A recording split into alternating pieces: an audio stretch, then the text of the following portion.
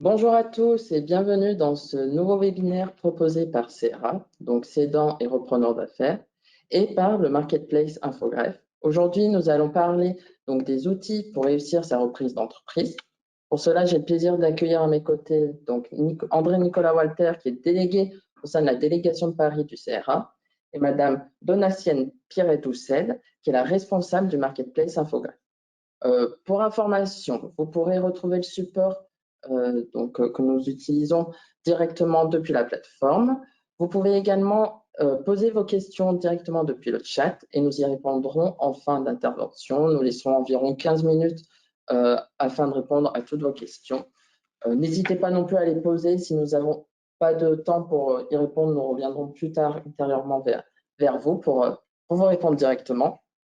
Je pense que j'ai fait le tour. Je vous laisse la parole. Donc, André-Nicolas, je te laisse commencer.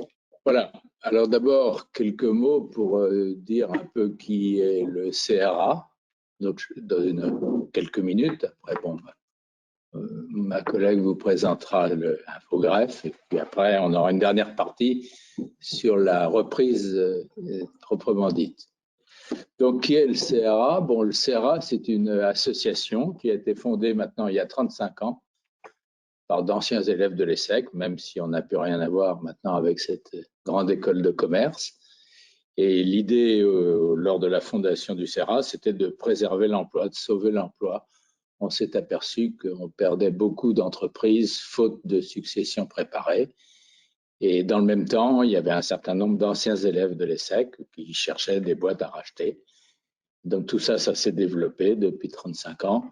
Et donc la vocation du CRA, c'est de mettre en contact des entrepreneurs qui cherchent à reprendre et des entrepreneurs qui cherchent à céder. Et les uns comme les autres, partageant la même ambition de développer les entreprises et de maintenir les emplois dans les régions. Donc le CRA est avant tout une association à but non lucratif. Donc on accompagne des cédants et des repreneurs dans le processus de transmission des sociétés. C'est une association, comme je disais, à but non lucratif. On est composé essentiellement de bénévoles. Ça garantit à nos adhérents une neutralité parfaite, une confidentialité complète et puis une protection contre tout conflit d'intérêts.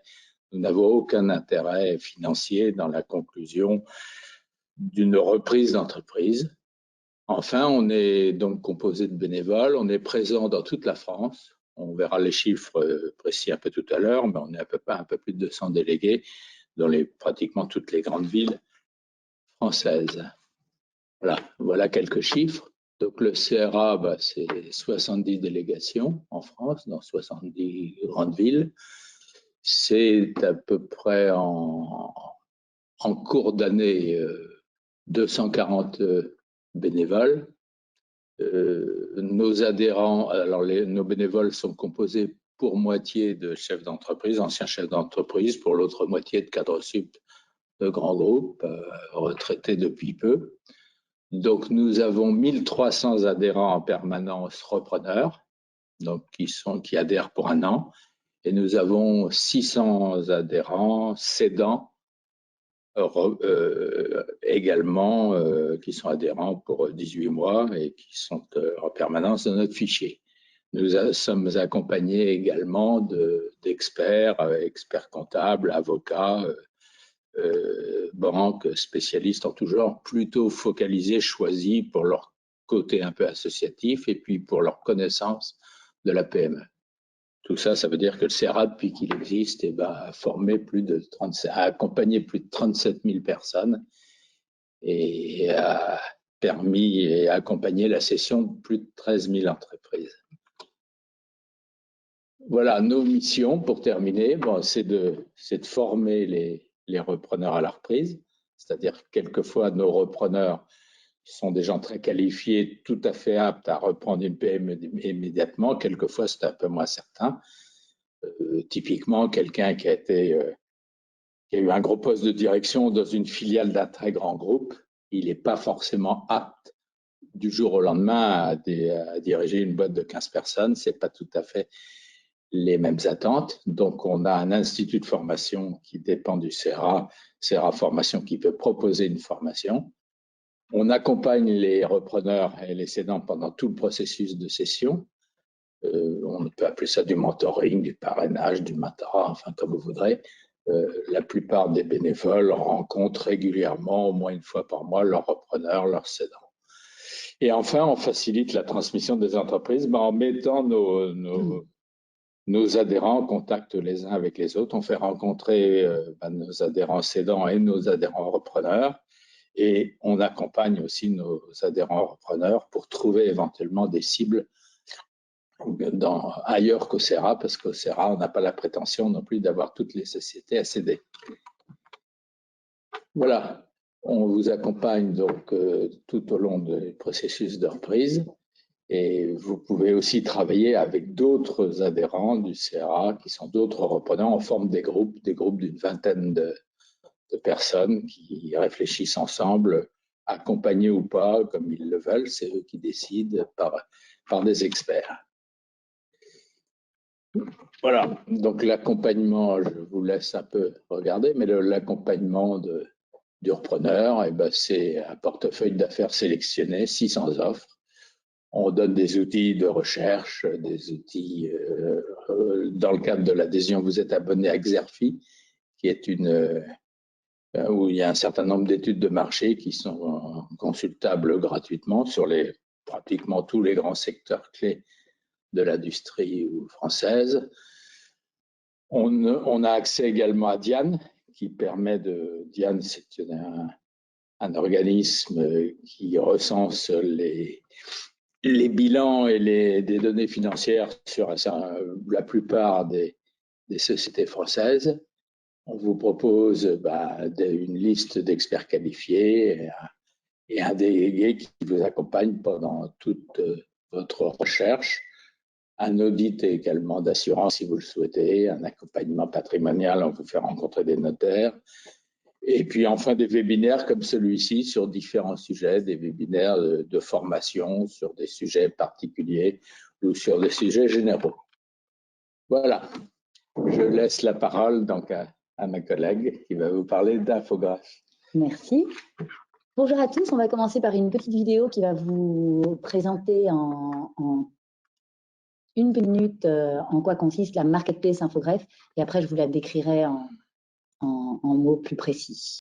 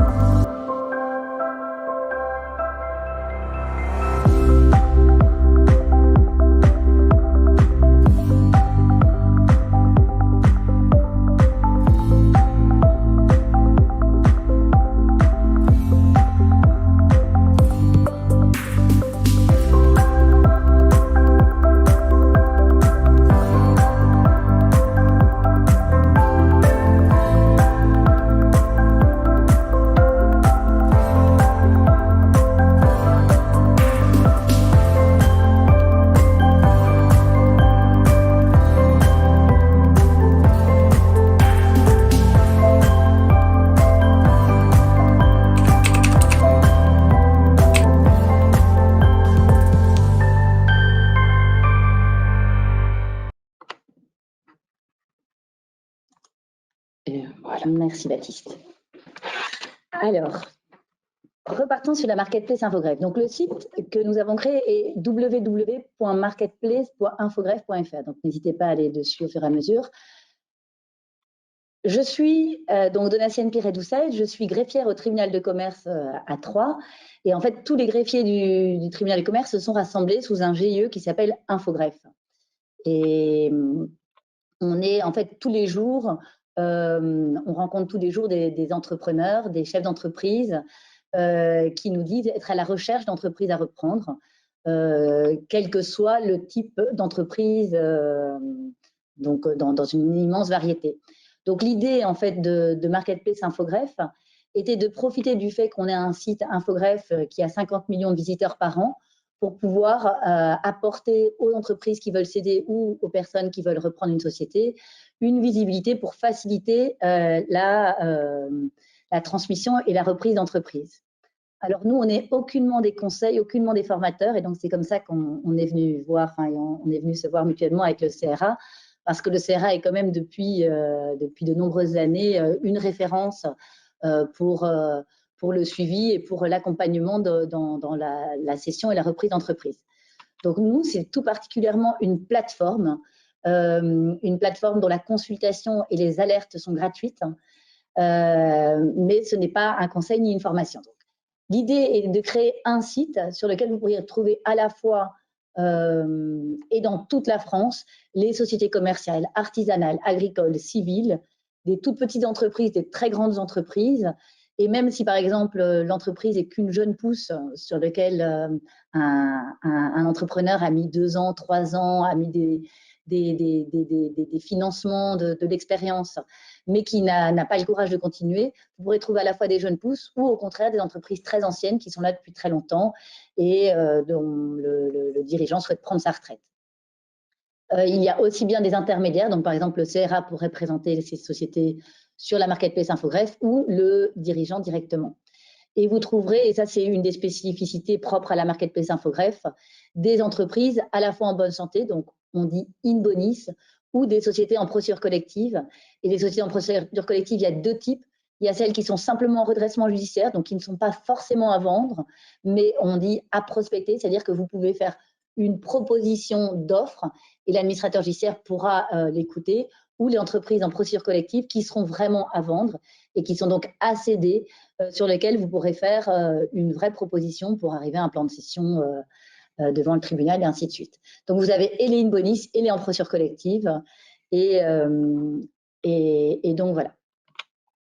Donc pourquoi Infogreffe? Infogreffe, on est là aussi comme le CRA depuis des années.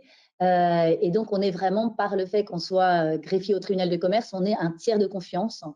Donc, on assure une certaine fiabilité et sécurité aux offres. C'est-à-dire que quand une offre arrive sur le site marketplaceinfogreffe.fr, elle est déposée avec le numéro sirène. Et donc, il y a toute une série de données qui sont cristallisées, qui sont des données qui viennent directement du registre du commerce et des sociétés. Vous pouvez, quand vous voulez présenter une offre de reprise, vous identifier par Mondilenum, qui est un certificateur électronique.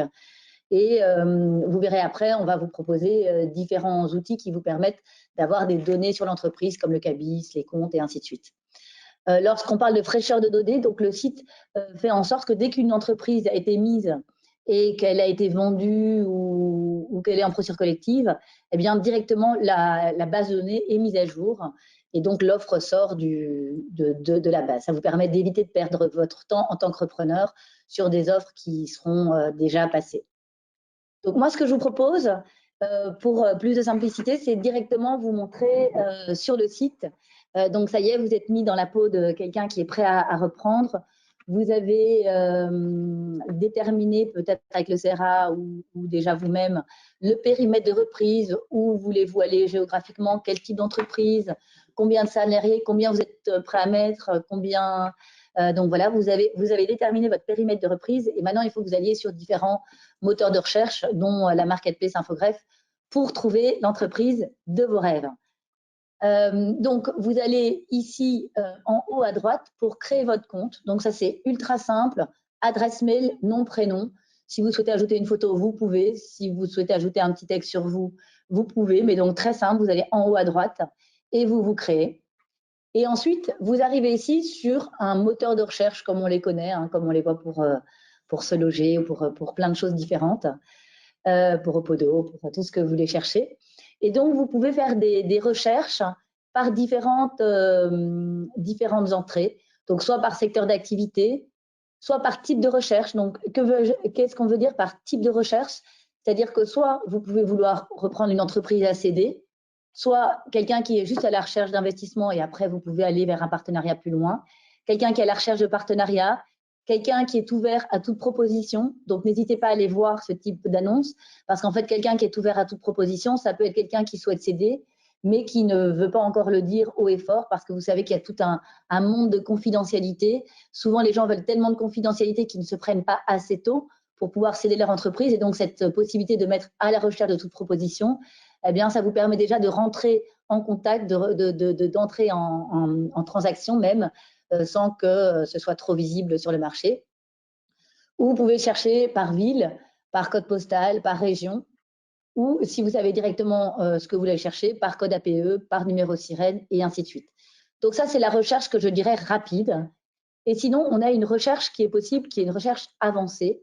Donc cette recherche avancée, elle vous permet d'aller encore plus loin. Donc vous pouvez chercher par statut juridique, par exemple. Vous voulez forcément prendre un fonds de commerce ou forcément prendre une SA ou enfin une société commerciale, ainsi de suite. Vous pouvez dire que vous voulez que les entreprises in bonis, ou alors vous êtes prêt à prendre une entreprise en redressement judiciaire à prospecter, ça, elle n'est pas forcément à vendre, ou à céder. Ensuite, par prix de vente, par nombre de salariés, par chiffre d'affaires, par résultat net. Bon, moi, je vous conseille dans votre recherche de ne pas être trop précis et de ne pas tout mettre parce que notre base de données n'est pas du tout assez grande pour le moment en nombre d'entreprises à céder pour répondre à tous les critères. Donc, il vaut mieux au départ être assez large pour voir un petit peu tout ce qui existe. Par type de local, est-ce que vous voulez oui ou non d'immobilier?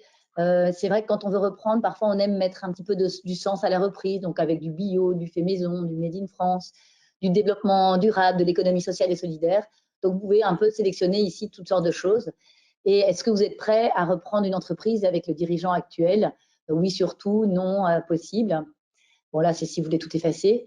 Et donc là, ça vous permet gratuitement d'être alerté sur vos critères de recherche. Donc, c'est clair qu'aujourd'hui, vous allez appuyer, par exemple, sur rechercher et sur les entreprises in bonis. Vous n'aurez pas forcément l'entreprise aujourd'hui qui sera disponible parce que ça tourne. Et donc là, vous pouvez mettre un titre de votre recherche. Par exemple, ce sera les entreprises qui sont dans l'Oise ou les entreprises qui sont en Île-de-France. Et surtout, cliquez bien ici pour activer vos alertes sur vos recherches.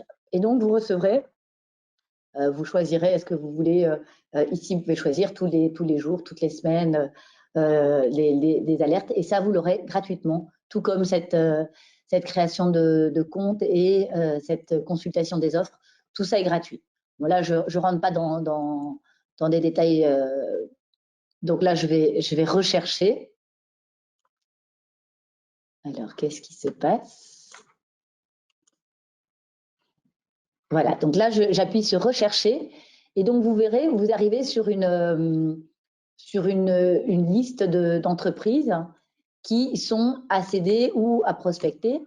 Si vous voulez avoir que les entreprises in bonis, ce qui risque d'être pour la majeure partie de votre cas, sachant que pourtant les entreprises en procédure collective, c'est un peu comme le coin des bonnes affaires. Parfois, vous pouvez trouver des entreprises très intéressantes, surtout quand c'est déjà dans votre domaine d'activité, soit pour ajouter quelque chose à votre société, soit pour en acheter une directement. Et ça, vous n'hésitez pas à contacter, mais ça, je vous dirai ensuite. Donc là, vous avez votre liste d'entreprises à reprendre qui correspond à vos critères. Là, ici, ça peut être confidentiel ou au contraire, vous pouvez avoir le nom de l'entreprise. Et donc, une fois que vous êtes connecté, vous avez le droit de voir en fait plus d'informations, là de nouveau gratuitement. Et donc, quand je clique sur « Voir plus d'informations », j'ai une fiche très complète de la société. Vous saurez ici si c'est directement la société ou, par exemple, si c'est le CERA qui a déposé l'entreprise ou un intermédiaire, si c'est un intermédiaire. Vous avez toutes sortes d'informations sur l'entreprise et vous pouvez avoir comme ça, contacter le cédant en connaissance de cause, en ayant déjà eu pas mal d'éléments. Comme ça, vous ne perdez pas de temps. Et donc là, directement, vous pouvez envoyer un message au cédant. Et donc là, vous arrivez sur une messagerie sécurisée où vous pouvez comme ça directement communiquer. Je peux revenir sur la présentation de base. Mais donc ici, vous verrez ensuite toutes vos messageries. Vous pouvez choisir vos favoris en cliquant sur les cœurs pour revenir facilement à ce que vous cherchez.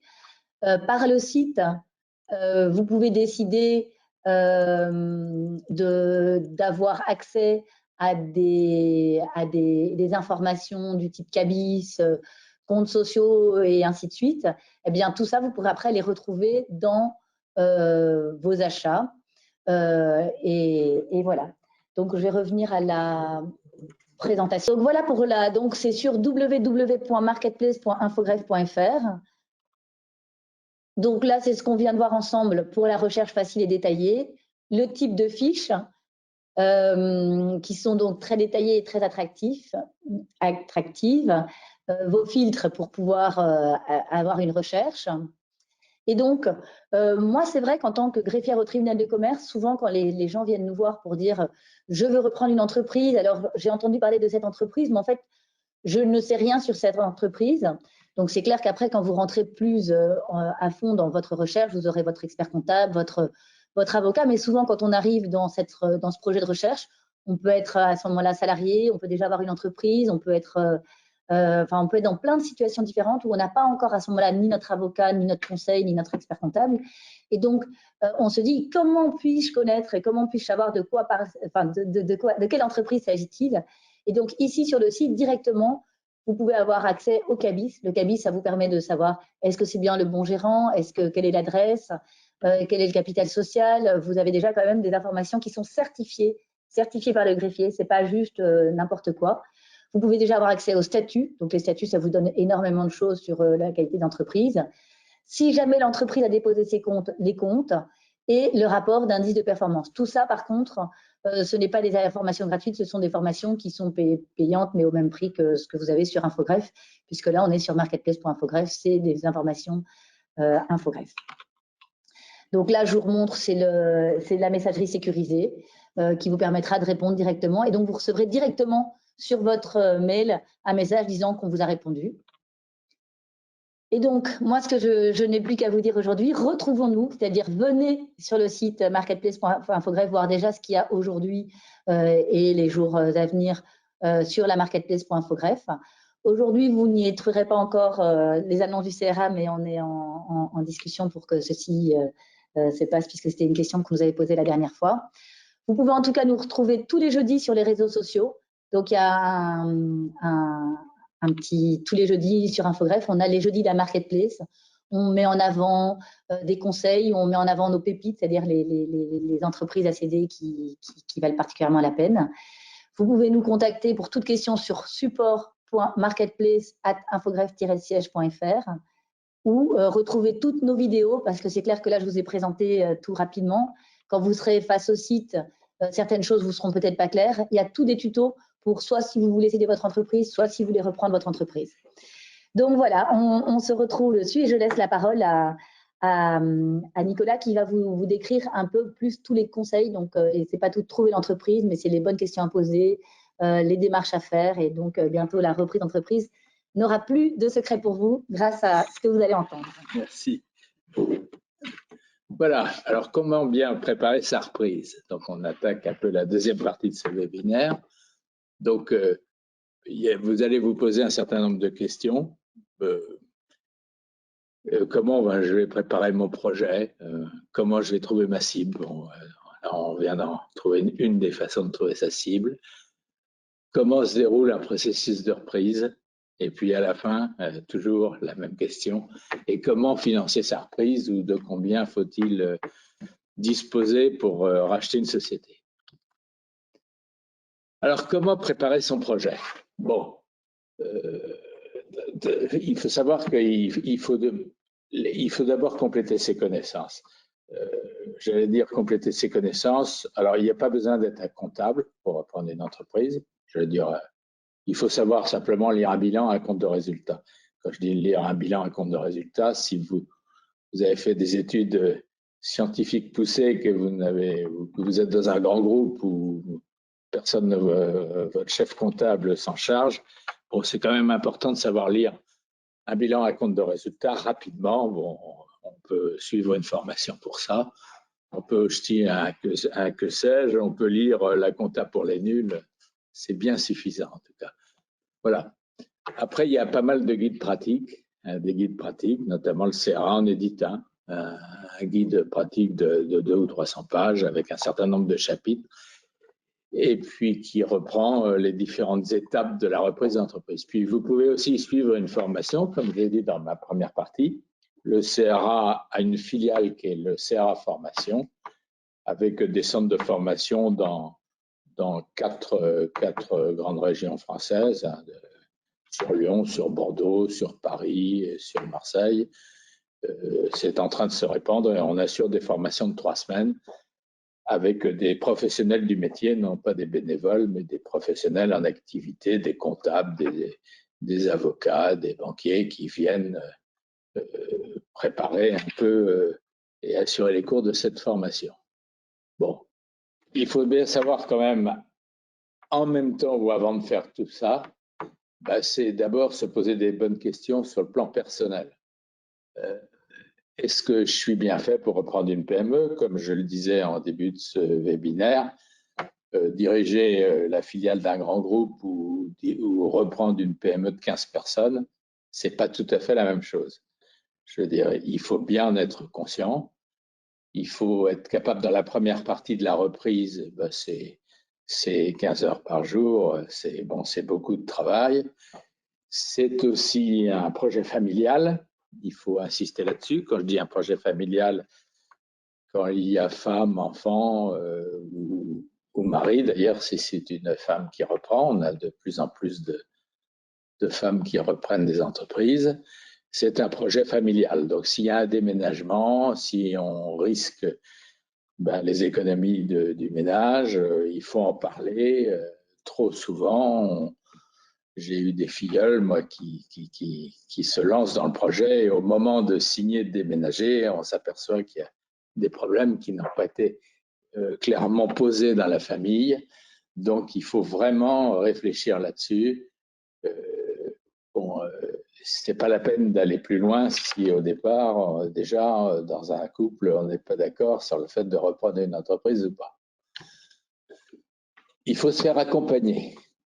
Donc, se faire accompagner, la reprise d'entreprise, ça ne se fait pas tout seul dans son coin. Alors, se faire accompagner par un expert comptable, un avocat, si on en a déjà, ça c'est si on a trouvé déjà le dossier, pourquoi pas un cabinet conseil. Il faut prendre éventuellement l'avis d'un notaire, si on a un patrimoine existant déjà, savoir ce qu'on en fait. Et puis, il faut se faire accompagner par des associations ou par des intermédiaires. Le CRA est une très bonne façon de se faire accompagner. Vous êtes accompagné, encore une fois, de façon bénévole, par d'anciens chefs d'entreprise qui ont un œil extérieur sur votre projet et qui surtout n'ont aucun intérêt financier. J'insiste encore là-dessus. C'est très important parce qu'un intermédiaire qui va vous prendre 5% du montant de la transaction, il peut avoir un intérêt aussi à ce que l'affaire se fasse vite. Et puis, il faut aussi être avec d'autres repreneurs. Donc, comme je le disais, nous formons des groupes de repreneurs, soit à l'issue des formations où ils se font tout seuls, soit en dehors pour ceux qui n'ont pas fait de formation, on constitue des groupes de gens qui ils se rencontrent une fois par mois, une fois tous les 15 jours. Enfin, c'est eux qui décident quand et comment ils se rencontrent. Mais c'est très important parce qu'ils échangent des expériences, des dossiers. Et puis, il y a toutes les associations aussi de grandes écoles. Le CRA a un certain nombre de partenariats, notamment avec les arts et métiers, dans les associations d'anciens élèves de grandes écoles. Il y a très souvent une partie reprise d'entreprise. Alors, maintenant qu'on a vu comment on se prépare, la vraie question, c'est comment trouver sa cible. Alors, sa cible, il faut il y a le marché ouvert. Alors, le marché ouvert, comme son nom l'indique, c'est le marché que tout le monde peut voir parce qu'il y a des annonces qui sont publiées. Il y a le CRA, il y a des sites web. On vient de vous en présenter un qui est très bien fait, qui est celui de la Marketplace d'Infogreffe. Il y a des réseaux, il y a des annonceurs. Alors, les annonceurs, c'est des journaux d'annonces payants. Le plus connu d'entre eux, c'est Fusac. C'est des gens Mais ça représente, on va dire, l'ensemble du marché ouvert, c'est, on va dire, entre 10 et 20% des affaires à vendre. Il y en a certainement plus des 3/4 qui ne sont pas dans le marché ouvert, qui sont dans le marché caché. Donc le marché caché, on y a accès comment? Par définition, par son réseau professionnel, par les banques, par les intermédiaires. Les banques, très souvent les banques, notamment dans les régions, plus dans les régions qu'à Paris, mais lorsque un de leurs clients est à vendre, ils le savent. Il y a des intermédiaires, des gens qui sont chargés de ça, qui ont des mandats vendeurs ou des mandats acheteurs, des gens qui sont payés finalement pour trouver des sociétés, pour trouver des repreneurs. Il y a l'approche directe à partir de fichiers comme Diane, par exemple, qui recense toutes les sociétés en France qui déposent leurs comptes. Vous pouvez faire des recherches ciblées. Par exemple, je cherche dans telle région les sociétés dont les dirigeants ont plus de 65 ans et qui sont dans tel secteur d'activité. On approche directement ces gens-là après en disant, ben voilà, je suis intéressé à racheter une société. Pourquoi pas? Ça marche. Et puis le réseau personnel et professionnel, ça on ne le dira jamais assez, mais c'est quelque chose qui marche très bien. Bon, il ne faut pas hésiter à réactiver tout son réseau. La plupart d'entre vous connaissent quand même déjà pas mal de personnes et finalement le cousin de l'ami de la personne qu'on rencontre le soir dans un dîner en ville, ça marche aussi comme ça. Alors une fois qu'on est prêt à reprendre, qu'on a trouvé la cible, bon, comment se passe la reprise? Donc là, si vous voulez, c'est un document qui est un peu lourd, donc de toute façon, vous aurez accès à tous ces documents, vous pouvez les récupérer par la suite.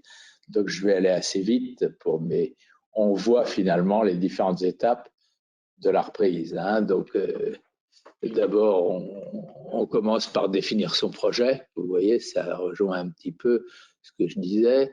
Donc, ensuite, je ne vois pas très bien là finalement. Donc voilà, on se forme. Et puis après, vous avez les différentes opérations de la négociation. Donc, on prépare une LOI. Alors, qu'est-ce que c'est qu'une LOI? C'est une lettre d'intention de commande. Donc, dans laquelle vous dites, ben voilà, je propose de racheter telle société à tel prix, dans tel délai. Donc après cette LOI, on fait une analyse du dossier, donc une analyse de dossier avec des audits. Donc là, on fait intervenir des avocats, des experts. Ensuite, on fait une vente avec des conditions suspensives. Donc et puis, généralement, garantie d'actifs, de passifs, un certain nombre. Et puis, à la fin, on fait ce qu'on appelle le closing, c'est-à-dire qu'à partir du closing, on vous remet les clés. Et le jour où vous avez les clés et vous avez fait le chèque, de toute façon, vous êtes propriétaire de l'entreprise. Alors, tout ça, ça veut dire, c'est un processus qui dure, je veux dire, en moyenne, on va dire entre 12 et 18 mois, en moyenne 14 mois, c'est rare. Il y en a qui vont beaucoup plus vite. Moi j'ai des filiales qui ont repris en 6 mois. Il y en a qui ont repris en 2 ans. Bon, effectivement, si la première cible identifiée marche, ça va plus vite que si. Quelquefois, au moment de l'audit ou au moment de la signature, il se passe où le cédant préfère un autre preneur. Et pour ceux d'entre vous qui sont en poste, il faut bien se rendre compte que la première partie, c'est-à-dire jusqu'à la LOI, c'est quelques heures par semaine, c'est-à-dire qu'on peut tout à fait rester en poste en ayant bien conscience que de toute façon, les rendez-vous avec les cédants, ça prend quand même un certain temps. Alors si vous cherchez dans votre région, ça vous prendra moins de temps parce qu'il n'y aura pas de déplacement, mais si vous voulez racheter à l'autre bout de la France, ben effectivement, chaque fois que vous aurez un rendez-vous avec un cédant, ça vous obligera à vous absenter. Et là, c'est comme quand on recherche un nouvel emploi. Si le cédant vous donne un rendez-vous pour le lendemain et vous dites « Ah ben non, je ne suis pas disponible avant 15 jours », bon, vous risquez fort de voir l'affaire vous passer sous le nez. Par contre, à partir du moment où vous aurez identifié la cible, que vous allez commencer à rentrer dans les audits, ben là, c'est quelques heures par jour, c'est un travail à plein temps. Donc, il faut bien réfléchir en se disant, lorsque je recherche une entreprise, je peux faire ça tranquillement dans un premier temps, et puis très vite, je vais être pris par la recherche, et au bout de 6 mois, ça devient une occupation à plein temps. Il y a une autre solution, c'est de prendre quelqu'un, un intermédiaire qui cherche une entreprise pour vous, mais d'abord, ça coûte très cher. Et puis ensuite, dans un premier temps, c'est à voir. Alors, pour terminer, comment on finance sa reprise? Donc en France, nos amis banquiers ont assez peu d'imagination. Enfin, je dis ça parce qu'à l'étranger, il y a différentes méthodes, mais en France, 95% des affaires se financent par LBO. Je ne parle pas là des grosses reprises de sociétés plus importantes qui peuvent se faire avec des fonds d'investissement, avec des partenaires financiers importants. Je parle de sociétés là qui font plus de 5 millions, 10 millions de chiffres d'affaires, qui sont valorisées plusieurs millions. Là, on parle de sociétés, on va dire, qui sont dans la cible du CRA, des boîtes qui font entre 2 et 5 millions de chiffres d'affaires, qui sont valorisées aux alentours du million d'euros. Encore une fois, le CRA accompagne aussi pour des sociétés plus importantes ou plus petites. Et je veux dire, on est vraiment dans ce domaine-là. Et donc, on fait ça par LBO, hein, c'est le leverage buyout, c'est bien connu. Et les banques vont vous prêter sur 7 ans. Donc, vous, en tant que repreneur, la première chose que vous allez faire, c'est créer une holding de reprise. C'est-à-dire que vous ne pouvez pas reprendre, enfin, ce n'est pas conseillé de reprendre l'entreprise directement, parce qu'après, il faut rembourser l'emprunt. Donc, vous commencez par créer une holding de reprise, et cette holding de reprise donc, va acheter la société cible en empruntant à l'extérieur. Donc, elle emprunte donc à une banque, à peu près 70% du montant. Le reste étant votre apport personnel. Donc, votre apport personnel, donc vous voyez le rapport 30%, 70%. Alors, il peut varier sur certains dossiers. J'ai un filleul, moi, qui a emprunté 1 million d'euros avec un apport de 100 000 euros, mais bon, c'est assez rare. Je veux dire, à l'inverse, si la boîte n'est pas solide, ça dépend aussi de la possibilité, de la solidité de la boîte, du secteur. Mais disons que le rapport 30-70 est un rapport moyen. Donc, vous empruntez 70%. Avec ces 70%, vous rachetez 100% des titres de la cible. Hein. Et puis, vous remboursez votre emprunt par les dividendes. C'est-à-dire que votre société gagne de l'argent, le résultat net remonte les dividendes à la holding et la holding rembourse l'emprunt à la banque. Alors, très vite, si on veut, pour mettre quelques chiffres là-dessus, j'aime bien, moi, c'est un peu un raccourci, mais ça fige un peu les idées. Imaginez que vous rachetiez une société qui fasse 1,5 million de chiffre d'affaires, par exemple, qui fait 100 000 euros de résultat. Bon, 1,5 million de chiffre d'affaires, 100 000 euros de résultat net, vous voyez, c'est déjà une société sympathique, 7% de résultat net. Bon, dans les PME bien gérées, c'est assez courant. La banque va vous dire, cher monsieur, votre boîte, elle fait 100 000 euros de résultat net, on va laisser 30 000 euros dans la société, on va prendre pour assurer son développement et on va prendre 70 000 euros pour le remboursement. Donc, comme vous payez sur 7 ans, on va vous prêter 7 fois 70 000 euros, c'est-à-dire on va vous prêter 500 000 euros. J'oublie les intérêts qui en ce moment se baladent entre 1 et 2%, donc c'est mineur. Donc, la banque va vous dire, je vous prête 7 fois 70% du résultat annuel, soit 500 000 euros. Et elle va vous dire, pour vous prêter 500 000 euros, je vous demande un apport personnel de 200 000. Ce qui fait que vous allez payer votre société de 700 000 euros, soit 7 fois le résultat net, ce qui est un ratio un peu élevé, mais un ratio moyen. On va dire que les boîtes se valorisent entre 5 et 7 fois le résultat net. Encore une fois, je parle de société classique dans un secteur classique.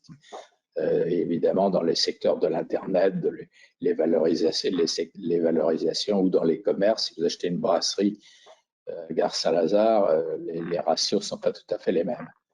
Voilà un petit peu le financement dit par LBO.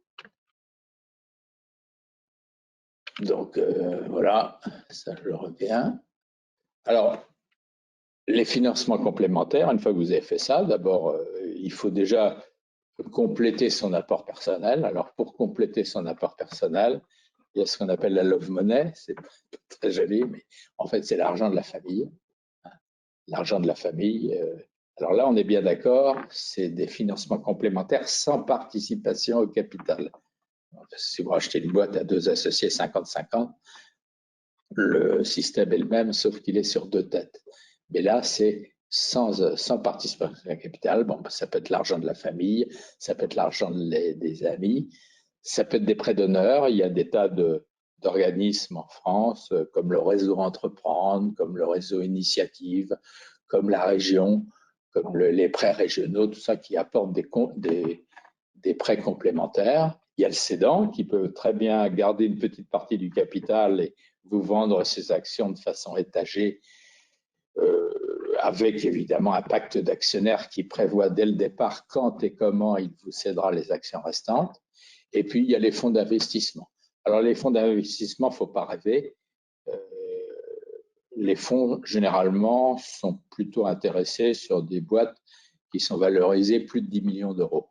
Alors, il y a des small caps, des fonds sur des plus petites boîtes, mais déjà, ils sont plus rares.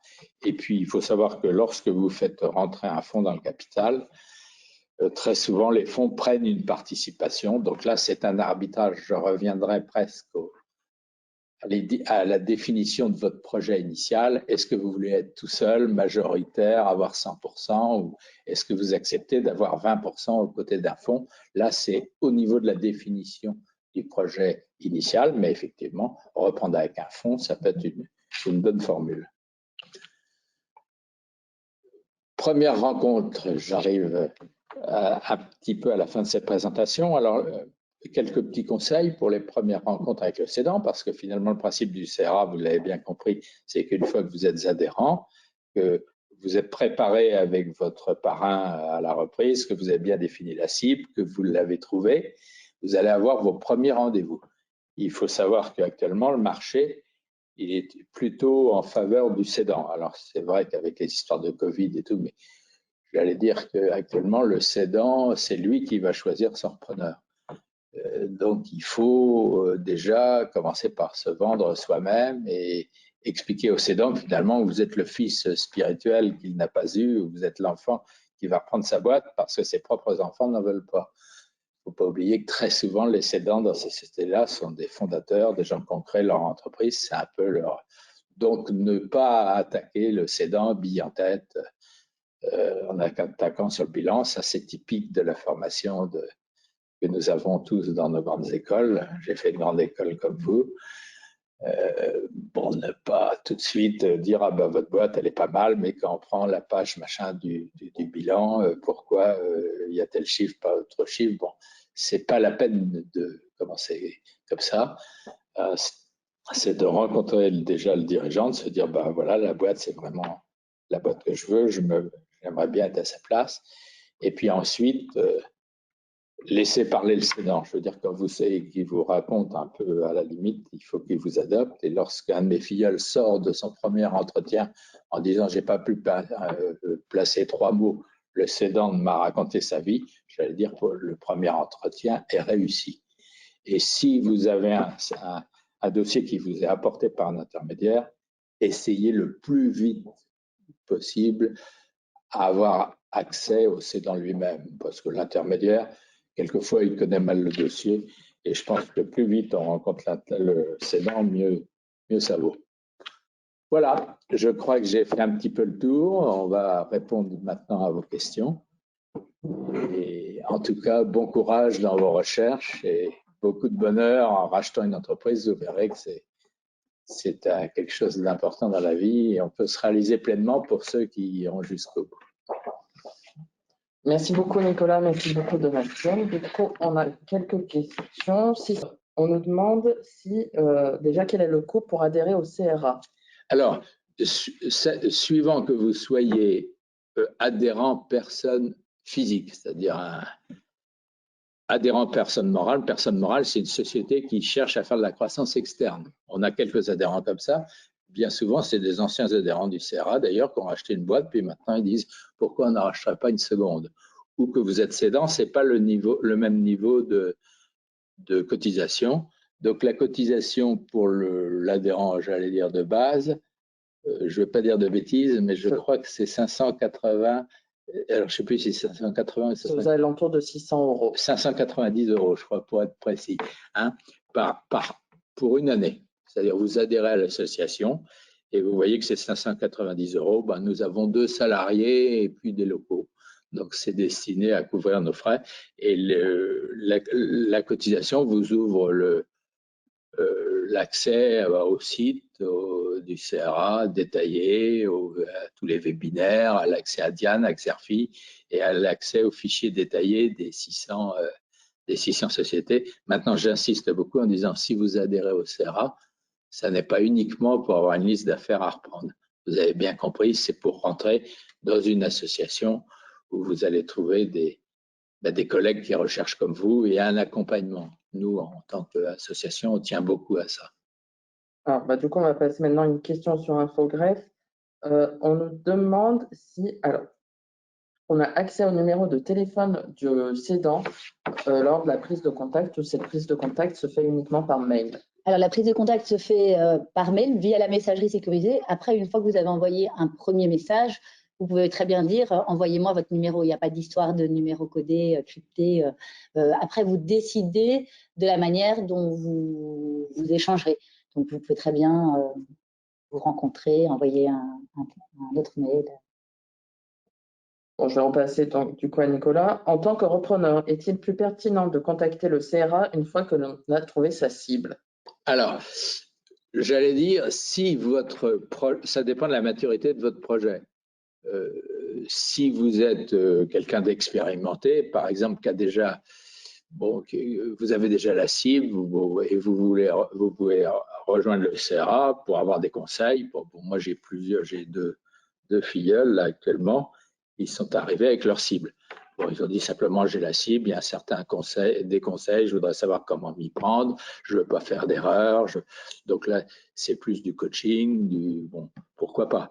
Maintenant, j'allais dire que le rôle du CRA, c'est aussi de vous aider à définir votre projet personnel et à vous accompagner, si vous voulez, vous former éventuellement à la reprise, comme je l'ai expliqué, et vous accompagner dans le processus de recherche. Donc, j'allais dire que les deux cas sont bons. Si vous avez la cible, vous pouvez venir au CRA pour bénéficier des conseils, mais très souvent, j'allais dire 90% de nos repreneurs, lorsqu'ils arrivent, ils n'ont pas la cible. Donc, je pense que vous pouvez faire les deux.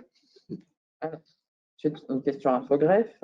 On nous demande si on retrouve tous les secteurs d'activité sur le marketplace Infogreffe. On a notamment des personnes qui sont intéressées par la reprise de cabinets d'expertise comptable. Alors, donc, les annonces qui sont mises sur Marketplace sont des annonces qui sont mises soit par des intermédiaires, soit par les dirigeants eux-mêmes. Donc, potentiellement, tout type d'entreprise peut être mise sur la Marketplace Infogreffe. Donc, même des cabinets d'experts comptables, des entreprises immobilières, enfin, tout peut être mis sur la Marketplace. Après, voilà, ça tourne, donc à un jour J, il faut voir ce qui existe.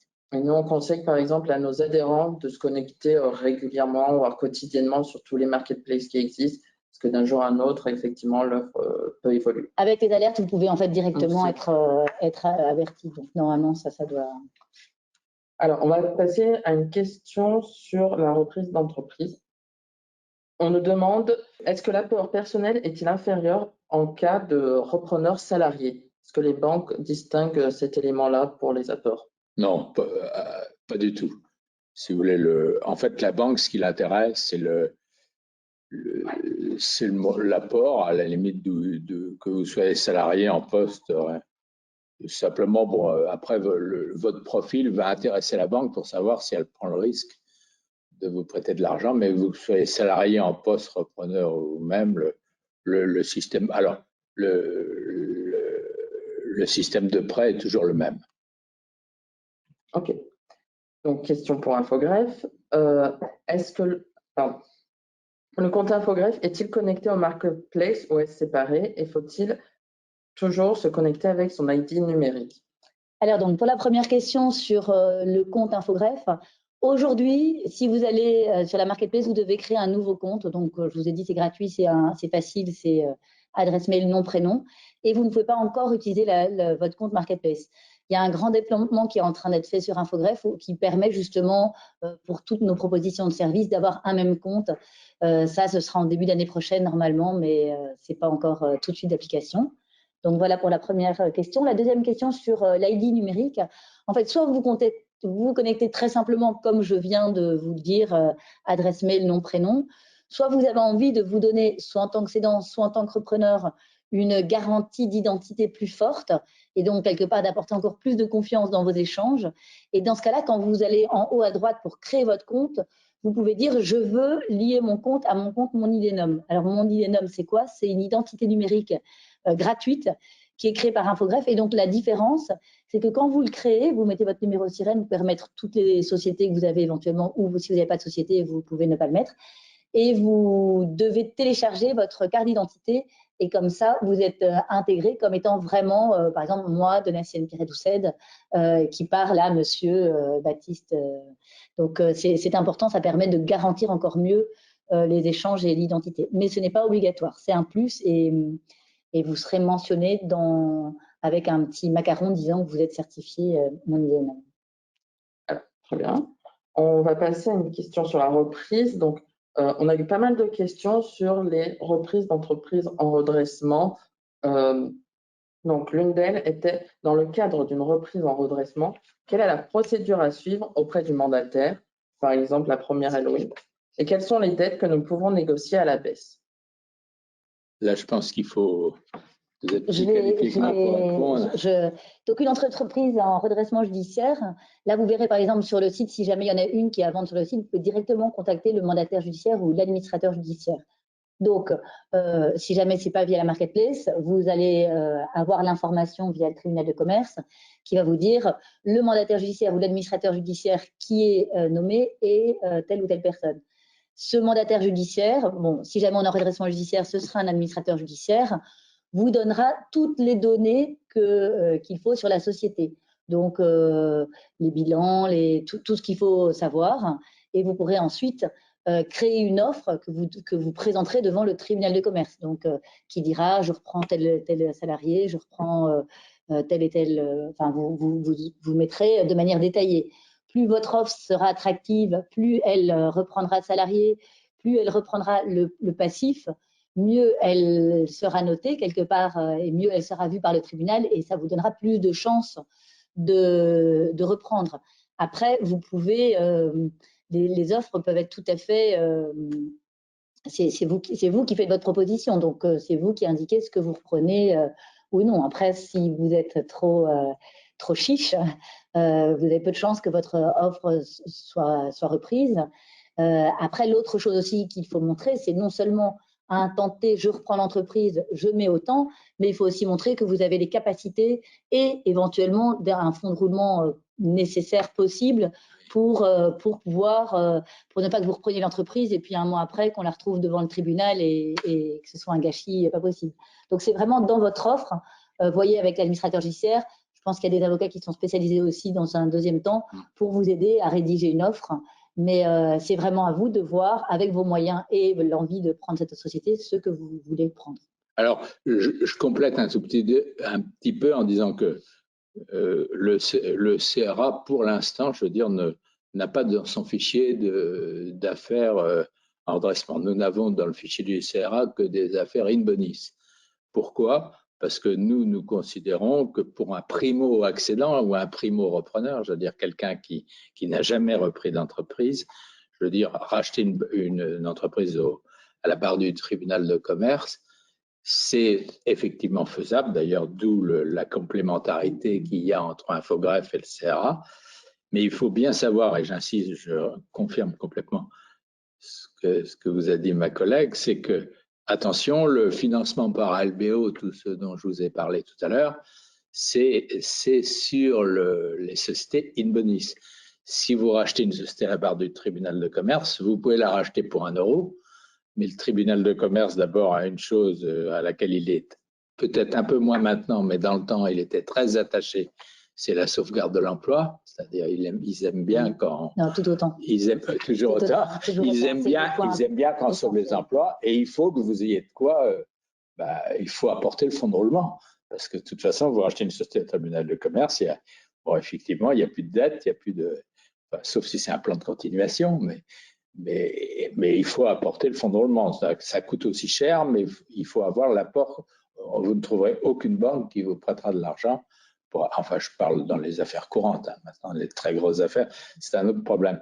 Donc, nous, on le fait pas pour les j'allais dire les primo-repreneurs. Par contre, nos adhérents, et on en a, je l'ai dit tout à l'heure, qui sont ce que nous appelons des R2, c'est-à-dire des personnes physiques, c'est-à-dire des sociétés qui ont déjà reprise, là, le problème est complètement différent parce que vous ne rachetez pas uniquement une société, vous pouvez racheter aussi un fonds de commerce, vous pouvez racheter des machines, vous pouvez racheter une activité, une clientèle, des brevets, enfin, faire votre marché et là, faire une proposition qui intéresse la barre du tribunal, étant bien entendu que quand vous rachetez, et ça, vous allez me corriger si je me trompe, mais quand vous rachetez une activité, vous êtes obligé de reprendre les salariés qui vont avec. Généralement. Vous pouvez dire le nombre de salariés que vous reprenez.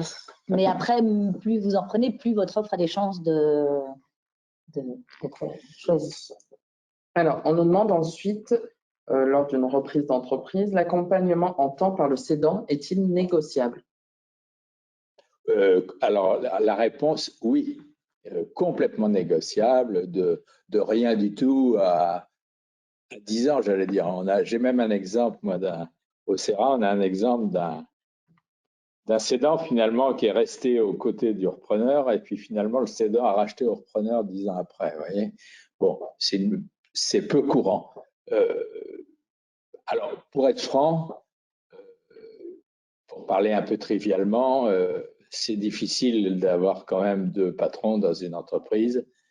Et très souvent, quand c'est des petites boîtes ou des boîtes moyennes, avec le fondateur qui était sur place et tout, c'est pas recommandé. Alors, il y a quelques cas extrêmes où vous avez, par exemple, un cédant qui est un pur technicien et vous-même, vous allez être un bon commercial, il y a un atelier, il a envie de rester, mais j'allais dire, nous, ce qu'on conseille, c'est des accompagnements entre 3 et 6 mois. Au-delà de ça, c'est difficile. Ceci étant dit, c'est à voir entre le cédant et le repreneur, c'est complètement négociable. Très bien. On va passer à une dernière question donc pour Infogreffe. On nous demande qui met les entreprises en procédure collective à céder? La greffe ou le mandataire? Sont-elles toutes mises en ligne car les sites des mandataires sont rarement actualisés? Alors aujourd'hui, donc c'est celles qui sont à céder et c'est par les mandataires judiciaires. Donc là, il y a toutes sortes d'accords qui sont en train d'être pris au fur et à mesure, donc pour qu'elles y soient systématiquement, mais pour le moment, elles n'y sont pas du tout toutes. Donc ça va être au fur et à mesure. Pourquoi est-ce que les entreprises sont aussi mises en redressement judiciaire à prospecter? C'est vrai que vous dites, ça permet elles ne sont pas forcément à vendre, je risque de perdre du temps, mais ça vous permet aussi d'anticiper. Parce que c'est vrai qu'à partir du moment où une entreprise est mise à céder, en redressement judiciaire à céder, finalement, souvent, il y a 2 ou 3 mois pour que vous puissiez déposer votre offre et que ça passe devant le tribunal et ainsi de suite. Et c'est vrai que parfois, c'est assez court. Et donc, quelque part, pour laisser plus de temps à un potentiel repreneur, les avoir déjà à prospecter et que vous commenciez déjà éventuellement des démarches, ça permet d'avoir plus de temps pour justement voir avec des banquiers, voir avec votre famille, voir avec tout le monde, pour que cette reprise puisse se faire de manière plus certaine. Et que ce ne soit pas comme ça des trésors du pays qui partent en faillite plutôt que d'être reprises par peut-être des talents qui auraient pu lui donner un nouveau souffle. Merci beaucoup. Alors, nous avons encore beaucoup de questions. Malheureusement, nous avons un peu dépassé le reste. Du coup, nous reviendrons vers vous directement en vous envoyant une réponse par mail. Voilà. Ouais. Donc, par mail. Vous n'hésitez pas à poser également vos questions dans le questionnaire de satisfaction que vous recevrez dans le courant de cet après-midi. Donc, vous recevrez un mail avec à la fois un lien WeTransfer contenant le support de présentation si vous ne l'avez toujours pas téléchargé, un lien vous permettant de visionner de nouveau ce webinaire et, comme je le disais, donc un lien vers le questionnaire de satisfaction. Je pense avoir fait le tour. Ah oui, si vous voulez plus d'informations aussi sur la reprise d'entreprise, le CRA organise demain et après-demain les rendez-vous du repreneuriat. Donc, ce sont 2 jours durant lesquels nous avons une quinzaine de workshops où nous parlons de la reprise d'entreprise, de la cession d'entreprise, des relations avec les experts. Donc, n'hésitez pas à vous inscrire. C'est très intéressant et ça vous permet justement d'en connaître davantage sur la reprise d'entreprise. Et donc, comment est-ce qu'on peut s'inscrire? Alors, c'est très bien vu. Il vous suffit de vous taper sur votre moteur de recherche sur Google RDV du repreneuriat. Et donc là, normalement, c'est la première page qui s'affiche. Voilà. C'est donc sur le site des rendez-vous du repreneuriat. Je vais vous laisser conclure, donne la sienne. Nicolas, si vous avez un petit mot pour nos spectateurs. Écoutez, moi, la seule chose que je peux dire, c'est d'abord merci d'avoir assisté à ce webinaire et puis bonne chance et bon courage pour ceux qui vont entreprendre ce processus. Et croyez-moi, pour l'avoir fait moi-même, ça vous apportera beaucoup de satisfaction. Voilà, merci de votre attention et surtout, bonne chance pour ce magnifique projet de reprise d'entreprise qui est bien nécessaire et qui, je pense, en effet, vous enrichira beaucoup. Merci beaucoup. Au revoir. Au revoir. Au revoir.